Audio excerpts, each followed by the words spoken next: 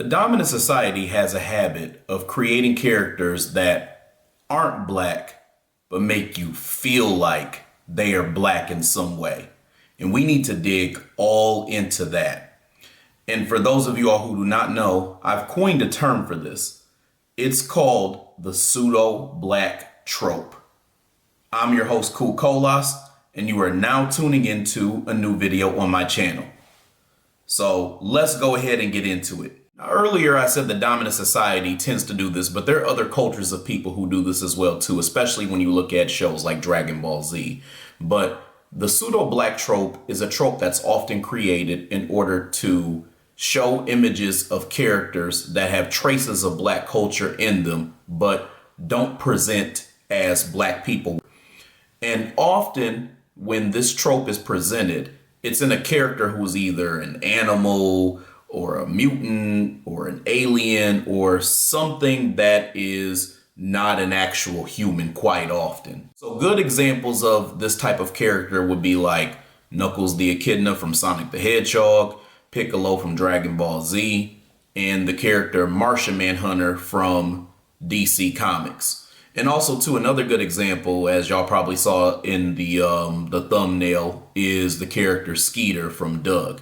These are all characters, when you look at them, they either are humanoid, they have like a human-like presence, but you can't really peg what type of thing they are. They're an animal, they're an alien, or again, they're some type of mutant being who is just not fully human in some way.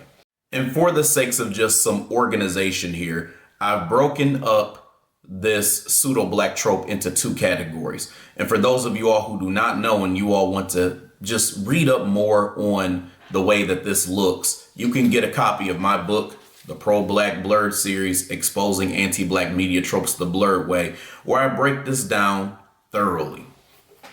Now, when it comes to the organization, there's two different categories that I've broken this pseudo-black trope into. One of them is what I would call the animalistic pseudo-black subtrope.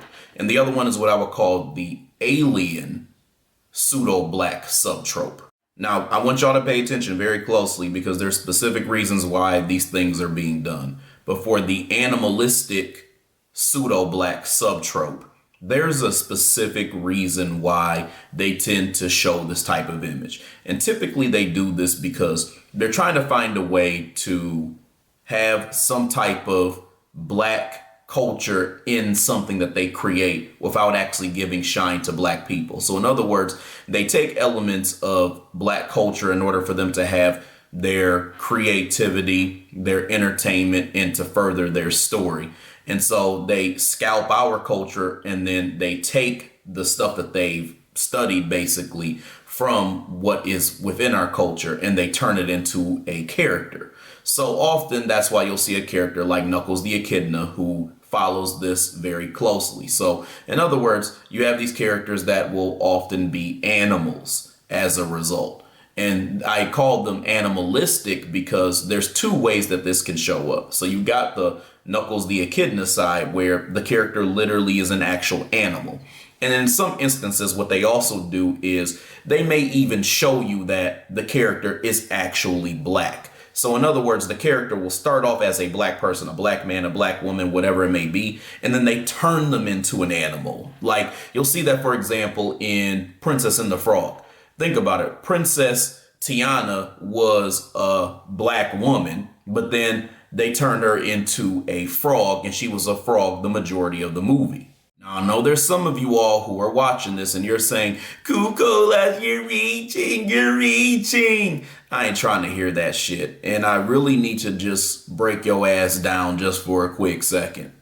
So let's go ahead and just analyze the Knuckles character just to start off, so you can see how this is related to black culture. If you look at the character Knuckles the Echidna and his hair specifically, it's similar to when black people have locks. So sometimes you'll see foundational black Americans or even Caribbeans where they will wear locks in their hair. So Knuckles has that appeal.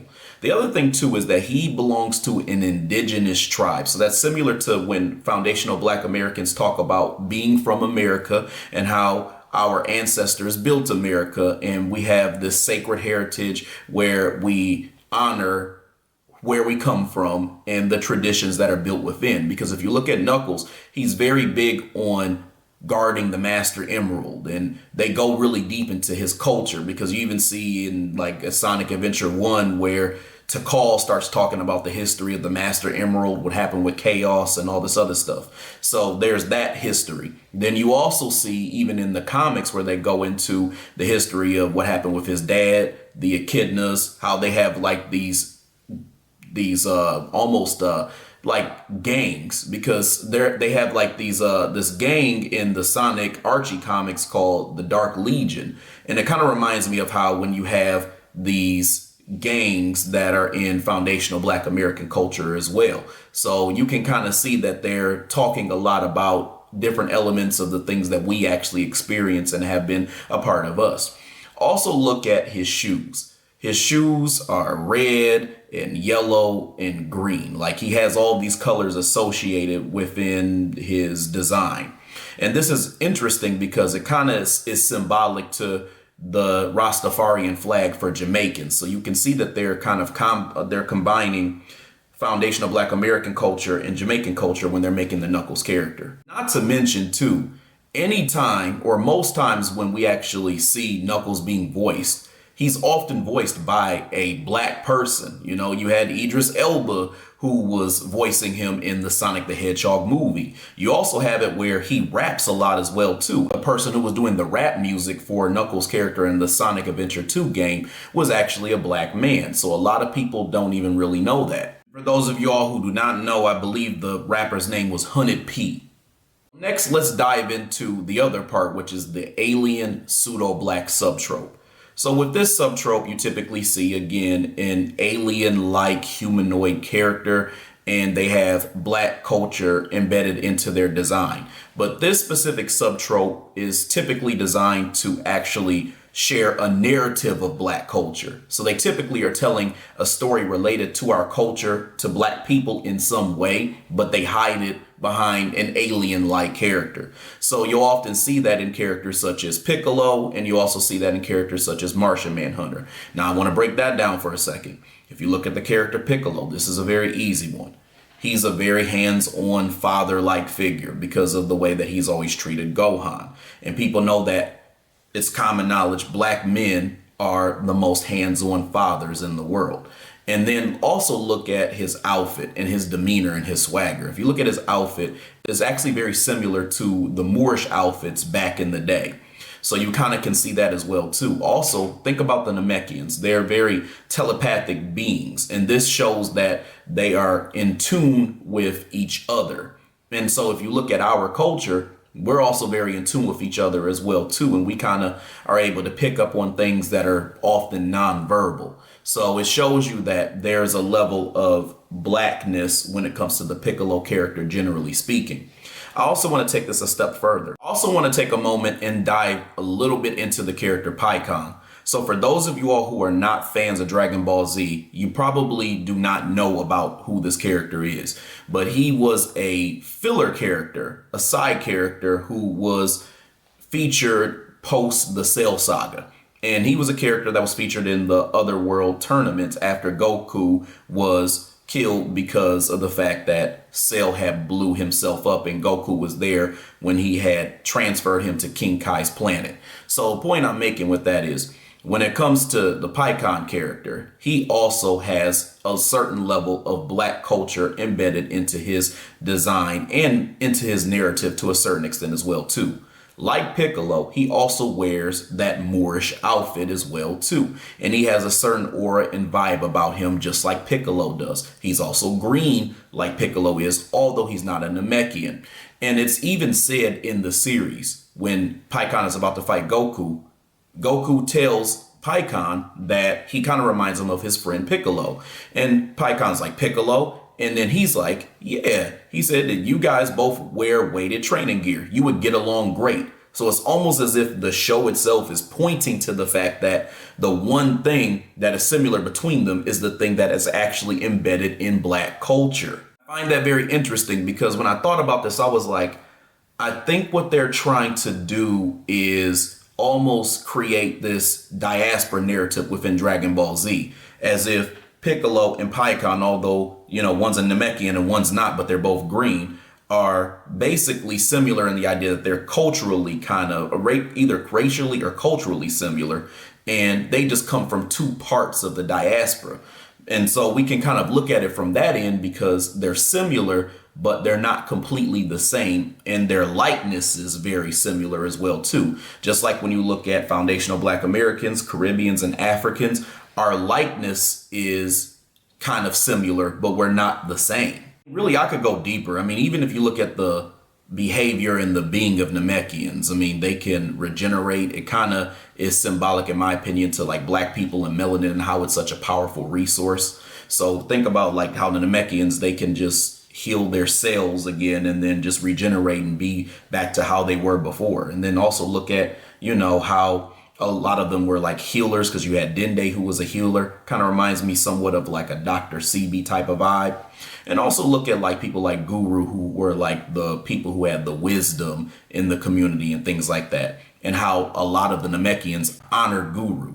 It's kind of similar to how we have elders who we honor as well too, because a lot of them spread wisdom, and they're the closest thing that we can actually fathom to an actual God besides God himself. Then when you look at the Martian Manhunter character, I mean, this one is just screaming Black culture all in your face. First of all, most of the time, the Martian Manhunter character is voiced by a Black actor. Second, there's always this Black affiliation with Martian Manhunter, because think about the Supergirl series where the Hank character was shown to be a Black man, but then he would go into his Martian Manhunter form sometimes, but his human form was always a Black man. So it's like they're literally telling you that this is supposed to be a Black person. But if that wasn't enough, all you have to do is look at their story. Look at the idea that they were being enslaved and they were also being taken out of this world by the white Martians.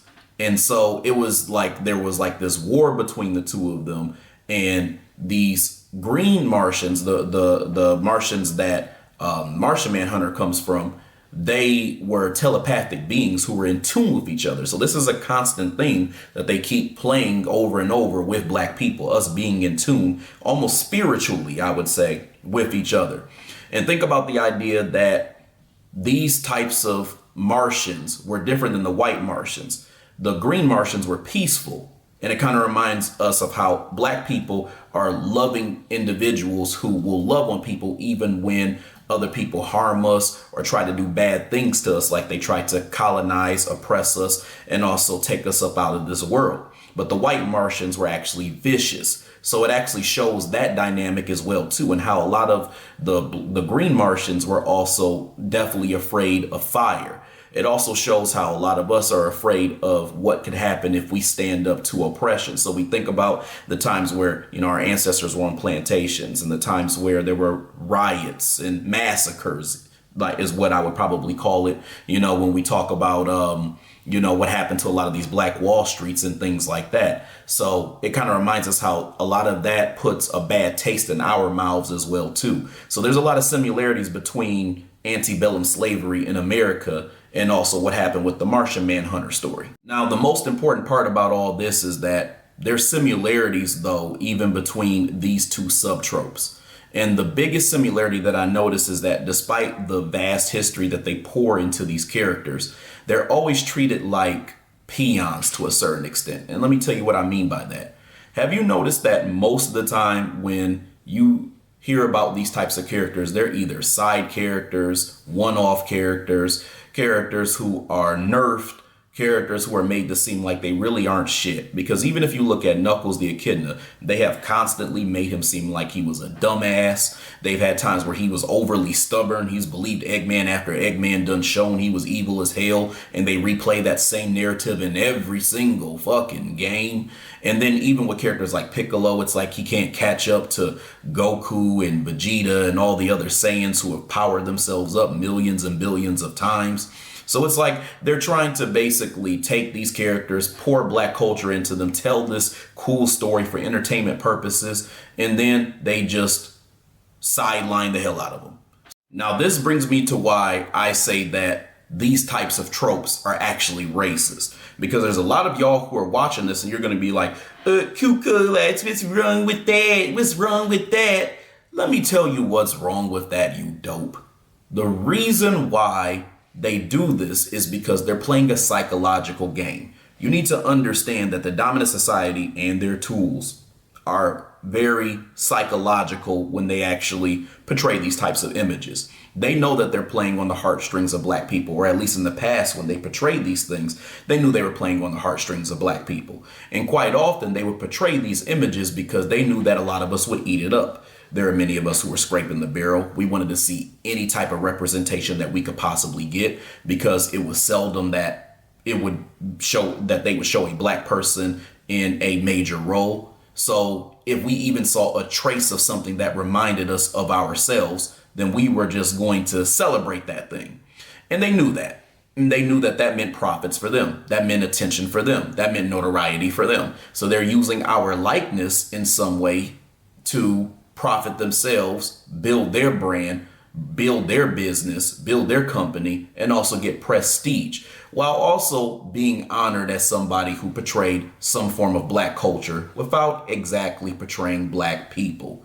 And the fucked up thing about all this is that they're really just portraying and stealing from a group of people that they hate. Another thing that you need to understand is that a lot of these producers and creators and things like that, they study black culture very thoroughly before they create their characters. So a lot of times when you see these Stan Lees and all these other people, especially in comic lore, they are not just creating something from scratch. A lot of times they're looking at history, and they often look at our history in order to create characters. And when they create these characters, sometimes they don't even make them black people. They'll actually take elements from black culture and then they'll just pour it into a new character that they make. And they'll often make that character white in a whitewashing process. So this is what I call, as a whole, the cultural repackaging agenda. And that's often where they study black culture. That's step one. Step two, they take certain elements from some part of black culture, whether that's the gods, whether that's events in history, whether that's civil rights icons, whether that's inventors, whatever the case is. And then they'll set that to the side. Then they'll create their custom character, and it's typically a white character, a white man, a white woman, whatever the case may be. And then they'll take those elements and they'll place it onto that character. And this is how you got characters such as Spider-Man, Superman, Batman, Wonder Woman, and much more. The most crucial thing that you can take away from this is that the dominant society is not often creative so much as they are remixers. So understand that they love to take things from other cultures, especially our culture, and then turn it into something else and then say that it was theirs. And then it becomes the intellectual property hustle. It's this thing of it's mine, dude, it's mine, and I have patents and rights on it, and it's mine. Because again, they're big ass weasels. They're individuals who can't get it popping on their own, so they have to look at somebody else's culture, steal from it, and then create some shit from it and call it creativity. And the reality is that although there's an element of creativity to it, it's really them just remixing some shit that was already there. And I'm saying all this to you because a lot of people, when they typically see the type of thing I'm talking about, they like to associate that more so with music and hip hop and other music genres that had to do with black people. But what I'm telling you today is that this is also something that's very prevalent in a lot of the media that you see. A lot of these black nerd, these blurred spaces, they have this culture of actually taking things from black culture and turning them into the superheroes that you often enjoy. That's why I always say that a lot of blurs need to just stay abreast of these types of things, because there's a lot of racism in comic and blurred lore. They often take our likeness, but don't give us no damn credit. All right, y'all, I hope you enjoyed this video. I hope you enjoyed what I had to say, and I definitely will have more to come in the future, so make sure you stay tuned. In the meantime, I would love it if you like this video, subscribe, share it, and also hit the bell icon so you get notifications for whenever I come out with new content on this channel. Other than that, I'll talk to y'all later. Peace out, y'all.